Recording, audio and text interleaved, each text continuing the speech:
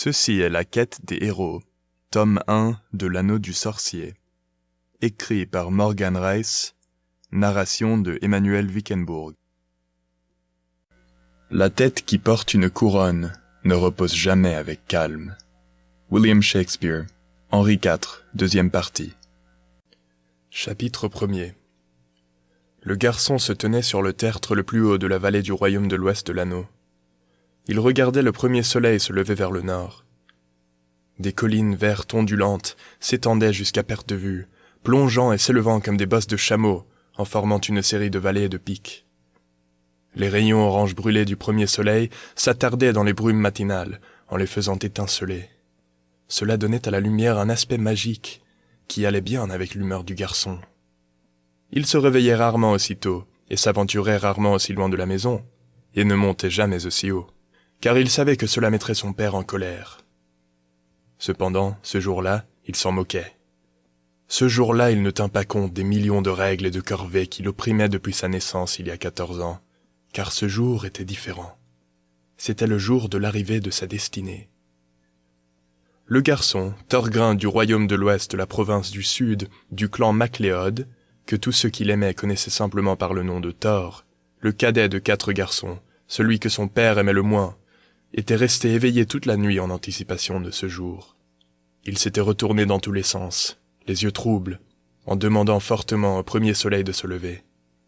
Car il n'y avait qu'un seul jour comme celui-là tous les 2 ou 3 ans, et s'il le manquait, il serait coincé dans ce village, condamné à s'occuper du troupeau de son père pour le restant de ses jours. C'était une pensée qu'il ne pouvait supporter. Le jour de la conscription. C'était le seul jour où l'armée du roi parcourait les provinces et triait sur le volet les hommes qui voulaient s'engager dans la légion du roi. Depuis sa naissance, Thor ne rêvait de rien d'autre. Pour lui, la vie ne signifiait qu'une seule chose: rejoindre l'argent, la force de chevalier d'élite du roi, paré de la plus belle des armures et des meilleures armes que l'on puisse trouver où que ce soit dans les 2 royaumes. Et il était impossible de rejoindre l'argent sans d'abord rejoindre la Légion, la compagnie d'écuyers de 14 à 19 ans. Et si on n'était pas le fils d'un noble ou d'un guerrier célèbre, il n'y avait aucun autre moyen de rejoindre la Légion. Le jour de la conscription était la seule exception. C'était un événement rare qui se produisait tous les 2 ou 3 ans. Quand la Légion était à court de soldats, les hommes du roi passaient le pays au peigne fin à la recherche de nouvelles recrues. Tout le monde savait que peu de roturiers étaient choisis, et qu'encore moins d'entre eux seraient vraiment intégrés à la Légion. Thor scruta attentivement l'horizon, à la recherche du moindre signe de mouvement. Il savait que l'argent serait forcé de prendre cette route, la seule qui mène à son village, et il voulait être le premier à le repérer.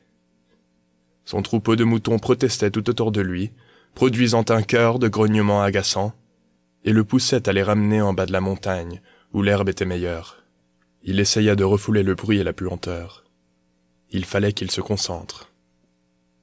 La seule chose qui avait rendu tout ça supportable, toutes ces années passées à s'occuper des troupeaux, à être le domestique de son père, le domestique de ses frères aînés, celui dont on s'occupait le moins et qu'on accablait le plus, c'était l'idée qu'un jour il quitterait cet endroit. Un jour, quand l'argent viendrait, il surprendrait tous ceux qu'il avait sous-estimés et il serait sélectionné. En un seul mouvement rapide, il monterait sur leur chariot et dirait adieu à tout ça. Il était évident que le père de Thor ne l'avait jamais considéré comme un candidat sérieux pour la Légion. En fait, il ne l'avait jamais considéré comme candidat pour quoi que ce soit. Au lieu de ça, son père donnait son amour et son attention aux 3 frères aînés de Thor. L'aîné avait 19 ans, et les autres ne se suivaient que d'1 an, ce qui faisait que Thor avait bien 3 ans de moins que n'importe lequel d'eux.